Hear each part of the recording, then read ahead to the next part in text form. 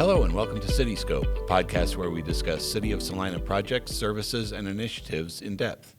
I'm your host, David Hawksworth, and on today's program we have City Manager Jacob Wood. Jacob, welcome. Yeah, thanks for having me. It's been a momentous year for you personally, going from Deputy City Manager to Interim City Manager and then appointed by the City Commission to be the permanent City Manager in August, I believe it was. Tell me about the transition. What was good? What was a little rough?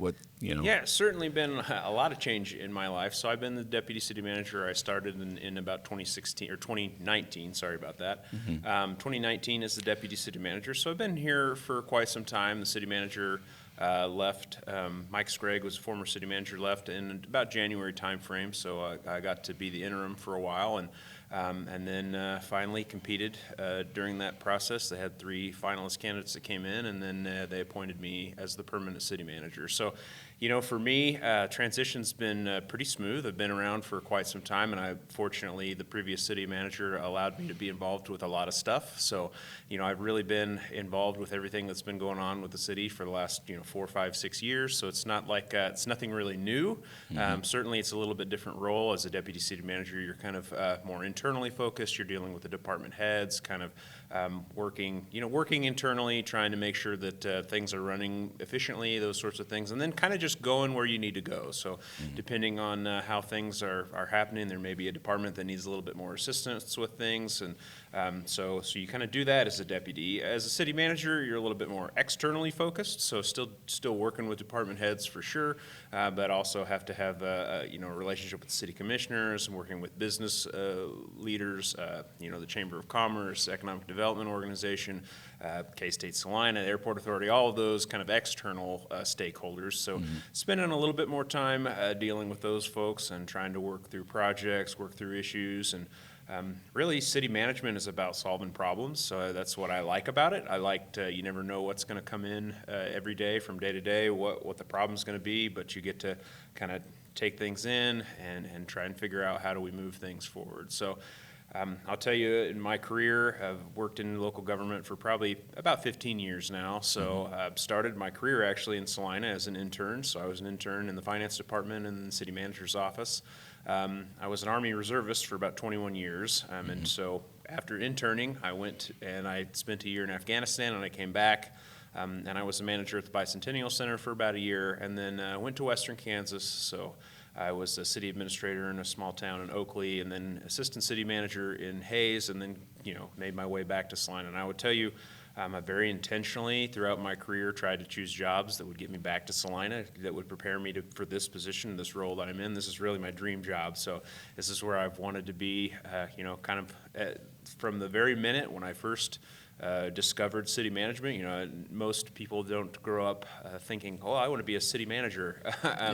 And I certainly didn't really know what I wanted to do with my career, but kind of stumbled upon city management, and I just really enjoyed getting to make a difference. I did internships at all different levels of government, at the state level, at the federal level, and it just seems like you can't make the kind of impact at those levels of government because they're so big that you can, local government. So I could have somebody come into my office this afternoon and say, hey, we need a stop sign at this location, and I can look at that and go, yeah, you're right. Maybe we do need that, and we can make a change pretty much immediately. I'm not saying everything's fast in local government, because there's certainly lots of processes that are slow, but I like local government and that we're close to the people. So, local government workers, all the employees we have here at the city, they're just people that they go to school, or their kids go to school with everybody else's kids. They're the people you see at the grocery store, just normal people trying to make a difference and trying to do what they can to work for the city. And we have a great staff here. We got a lot of really good people that are really working hard for the public, and I just feel fortunate that I get to be part of that. And I think we've made a great deal of progress over the last 4 or 5 years in terms of just maintaining things, doing a better job of staying on top of maintenance. So we kind of 4, 5, 6 years ago, we kind of had a reputation of not taking care of things. We'd do something new and big and flashy, but we wouldn't take care of what we had. And deferred maintenance. Deferred maintenance became a really big thing. So the last 4 or 5 years, we've really been focused on how do we turn the corner on that deferred maintenance, and we've done that through financial planning, and we've done that through trying to our capital improvement planning, all of those processes. And I feel like our parks are in better shape than they've been in a really long time. I think our streets are in better shape than they've been in a long time. We spend a lot of money on water main replacement. I mean, just doing all of those deferred maintenance things that we really should be focused on. And I think, I'm hopeful that we've turned the corner on that reputation that we're not taking care of what we have. Because I think, if you go out in our park system and take a look right now today, you're going to see that it's in pretty good shape. Yeah. The Parks and Rec master plan that was developed a few years ago has really paid dividends, I think, in terms of all that deferred maintenance getting absolutely. taken care of. The Parks Master Plan was really kind of a list of here's all the things that we need to do, and we've really just we put those lists in priority, or that list in priority order, and we just started plugging away. So year after year, trying to get those projects done, and getting to a place where we can do some new projects. We have lots of new turf that are in our system. So we are still doing some of the new projects, but I think we're doing a much better job of maintaining what we had and trying to make it better. So you'll see things like, things that aren't flashy, but like new trash cans. I mean, we put new trash cans throughout the park system. We've upgraded most of our water fountains in our park system. We're systematically upgrading the restrooms in each park. So you'll see those are big, expensive projects, and they take a lot of work to get done, but we've just kind of been plugging away one at a time as we get through the park. So you'll see that those restrooms are in much better shape than they've been. And that's done internally. We hired staff to do that and do that work, and they're doing a really good job. Right. And deferred maintenance being a priority here, how do you go about setting priorities for the city? So the process that we've really followed over the last few years is generally what we do. City staff will come up with a list of things. I mean, we have a capital improvement program, which is it's really a 10-year kind of document. So that includes big projects, any projects that are on the list. Then it also includes, we look at things like what kind of equipment do we need, and so we have this long plan. We take that plan to the City Commission. We usually do a strategic planning session in the spring every year. We didn't do one last year. We didn't do one in 2025 because the transition with city managers, so we didn't really do one. This year, we will look at that going forward. We'll probably have especially with a new and we have commissioner. A new commissioner coming on board, so we will kind of take a look through that capital improvement program. That gives the City Commission the opportunity to add things, to change things, to move priorities around. So if they see a project that's on the list, in year 9, and they say, hey, we really feel like that's a higher priority than it is, we have the ability to kind of move those things around. Within reason. You got to make sure that it works with the budget that you have. So, and we have that, planned out kind of systematically how much money we're going to spend on projects each year. And so, we can't spend it all in one year, and that's why it takes a lot of time to get those projects kind of on the list and moved into priority order to where we can get them done. Typically, what we do with a big project is we'll do design in one year, and then we'll do construction in the next year. So. We'll have quite a bit of construction happening in 2026. You'll see there's a project on West Magnolia in front of Menards that's going to happen. That's a project that's been in the works for a couple of years, been through the planning process, been through the design process, and we just awarded the bid for that a couple of weeks ago. So that project will start construction as soon as they're able to in the spring, and should be completed in November, December timeframe of next year. And then you're developing getting the design done for the rest of Magnolia. So that's kind of a couple of phase project, probably about a 3-phase project. So the plan is to really upgrade West Magnolia from the interstate all the way to K-State Salina. So we're working through that, and we continue to try and get outside funds for those sorts of things. So the first phase does have a KDOT grant that we were awarded, and we'll continue to try and get, our goal is to leverage as much outside dollars as we can to make our dollar go farther. I mean, we feel like that's a fiscally responsible thing to do. So we try to get outside dollars in. But that's a several phase project, and we've already started the design for the next phases. And as we complete, then we'll be letting those projects. So, but typically it looks like for generally a normal process for a project, we'll do design one year and we'll do construction in the following year. And really, it takes about that long to get design done anymore. It's not a quick process, but it's a good process. We like to have good design, so that we have a good project Right. when it's said and done. Right. And a lot of those projects kind of leads me into the next topic that I'd like to touch on, which is economic development. So, good roads equals the basis for putting new development in, whether it's business or residential. But there's been a couple of economic development projects that are on the table now. Yeah, so, really, City of Salina has been pretty fortunate in the last few years. We've had some really big, economic development successes. I mean, those are things like Schwann's expansion, and Schwann's built a, brand new building, and then they came back in and they built a new freezer in there, and then, Great Plains and Kubota has been a huge success story. I mean, if you look at the building that we had sitting where Phillips Lighting was there, and Phillips Lighting was kind of slowly going away, and we're very fortunate that building really didn't sit empty. It kind of transitioned, from one thing to the next, and Kubota continues to expand. I mean, they're building the smallest skid steer in the line right now, and they plan to add additional lines here in the future. They're getting ready to construct a new facility that will be a kind of a testing facility on that. I mean, if you look at that location, it's exploded. They continue to grow and build new buildings. Amazon facility just came online not too long ago. One Vision Aviation at the airport has come online, and so they have a couple of 100 employees that are doing aviation maintenance. Airport really is our economic engine right now. I mean, we've just seen lots of new and exciting things happen at the airport. They're in the middle of a terminal expansion. We're the only airport of our size to have daily flights to 3 different locations. I mean, that's a pretty big deal. We're going to continue to see, I think, development with K-State Salina. Pure Imagination is another company that's coming in that they're in the middle of building their building right now, which is about 100 jobs that are the type of jobs that, we really just don't have the skill set that they need in our community. So we're going to see an influx of people. And as we've had those economic development successes, we've had to look at, okay, what do we do about housing? So, and we've done a couple of rural housing incentive districts, which allows us to capture the property taxes that are generated in those areas to go back towards the project, so that pays for the infrastructure and helps to offset the costs and really create some housing that's lower cost. Certainly it's not,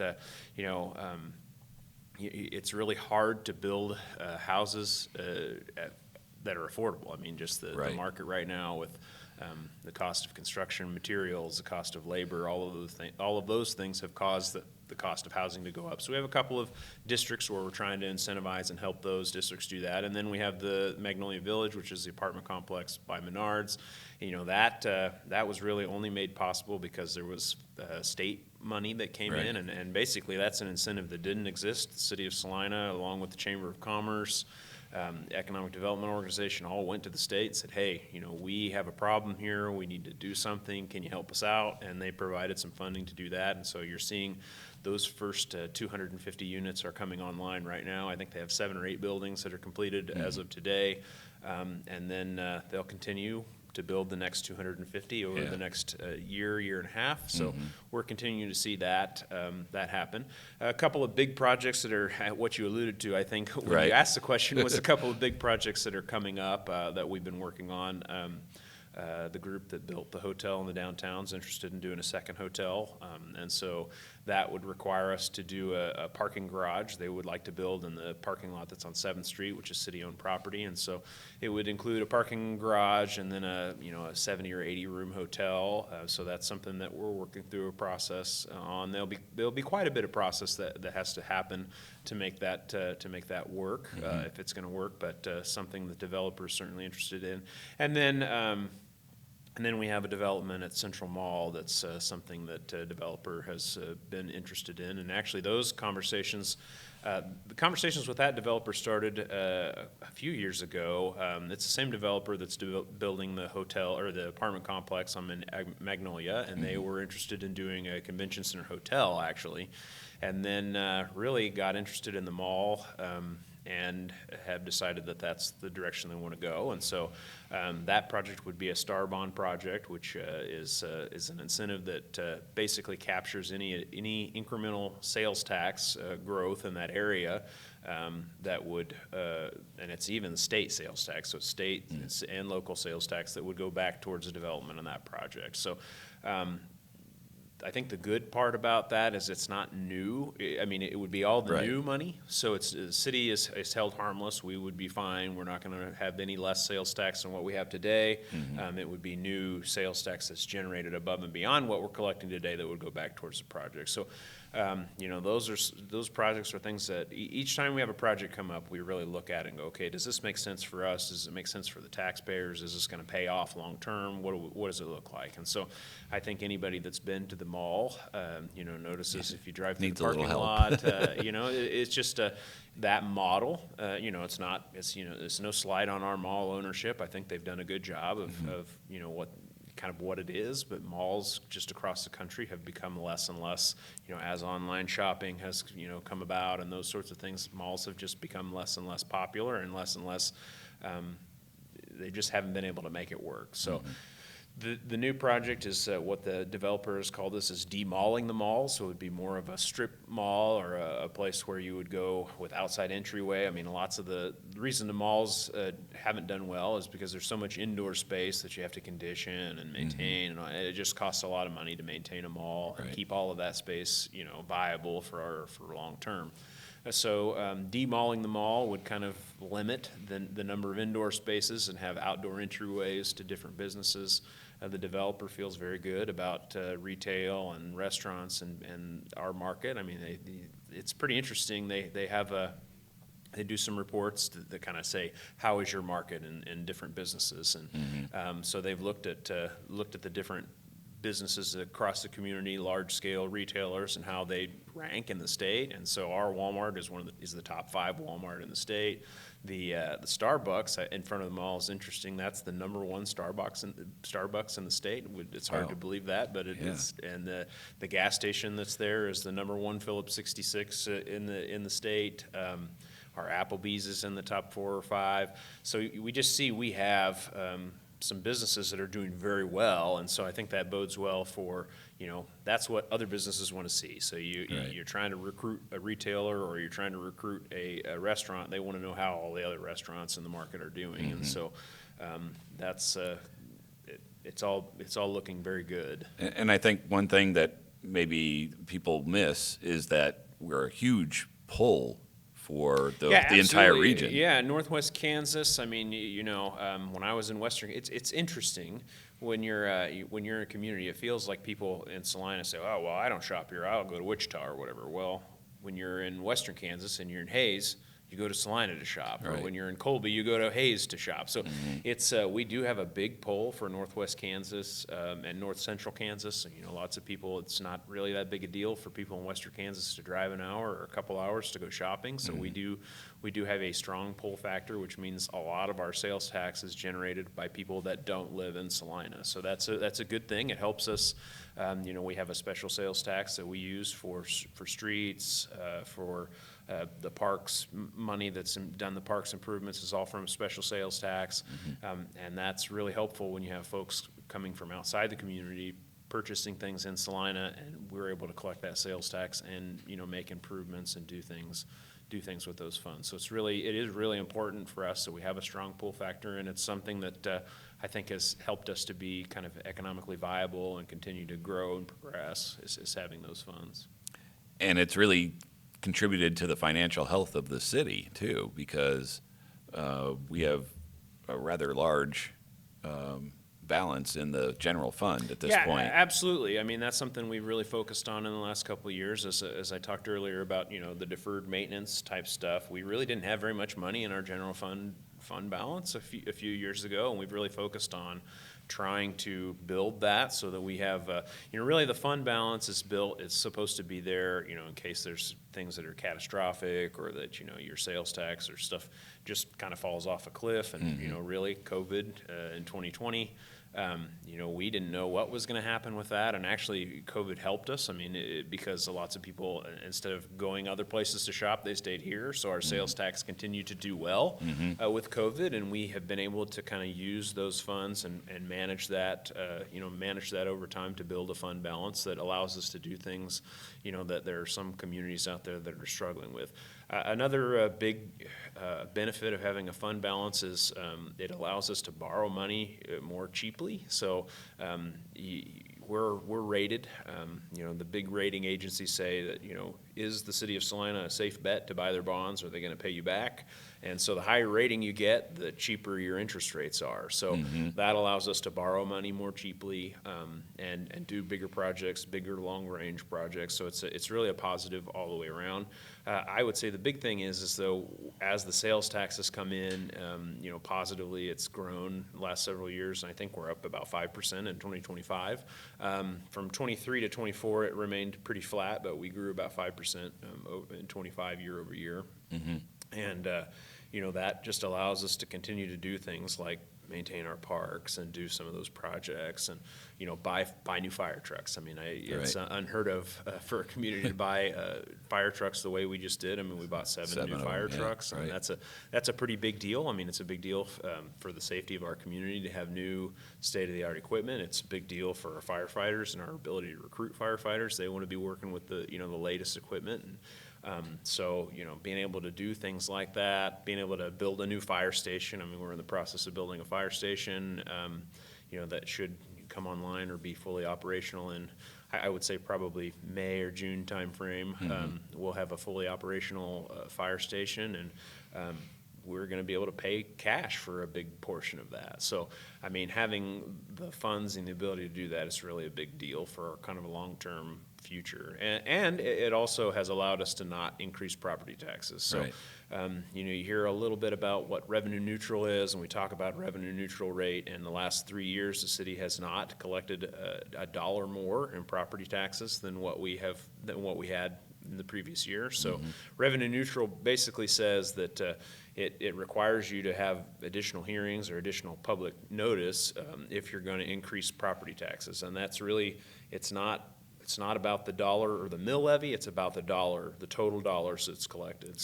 So we have not collected a dollar more in property taxes than we did 2 years ago. So that's a big thing. Not a lot of communities can say that. And if you look down your tax, you got your tax statement not too long ago, and if you look down that list, you'll see that the city of Salina is the only one that didn't increase. So, and we're proud of that, and I think we'll continue to take a look at those things. I can't guarantee you we'll be able to do that forever, but we've been fortunate enough that sales taxes come in a way that we needed it to.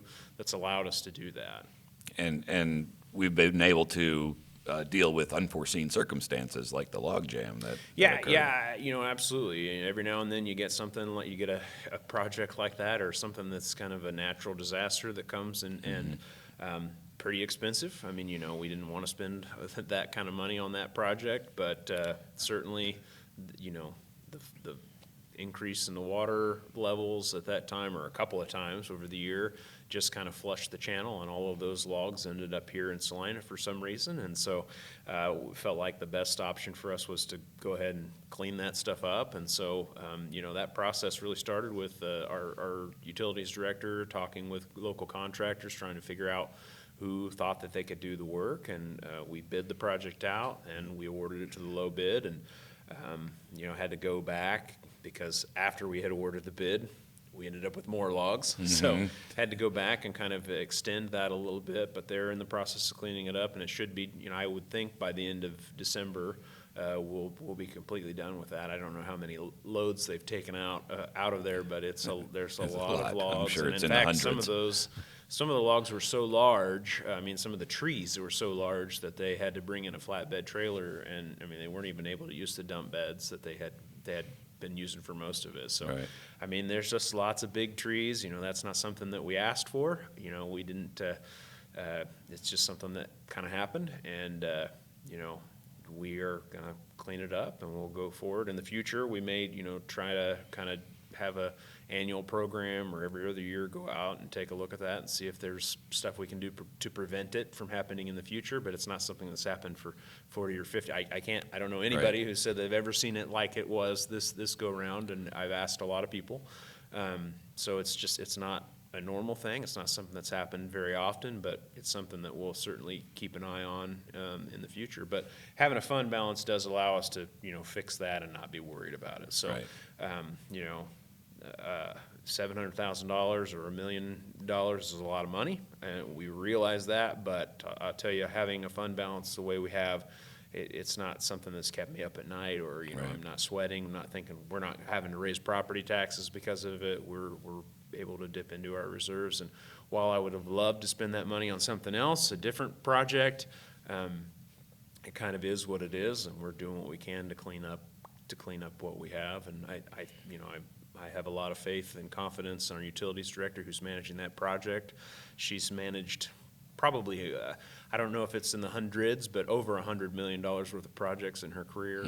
I mean, and she knows what she's doing, and I think she's doing a good job of managing that. And from the very beginning, it was new to her, not something that she's dealt with in the past. So I know there's been lots of criticism about how we manage that process, but I will tell you, I have all the faith and confidence in the world in our utilities director, and I think we're getting the best of what we could have gotten. So.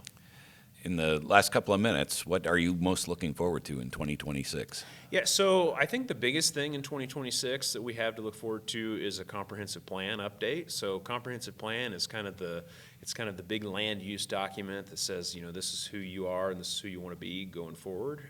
And I'm really excited about going through that process.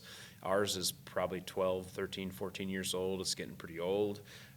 Lots of change in Salina just in the last 4 or 5 years, honestly. And so that plan, we'll hire a consultant to come in, and we'll have lots of public meetings, lots of public input.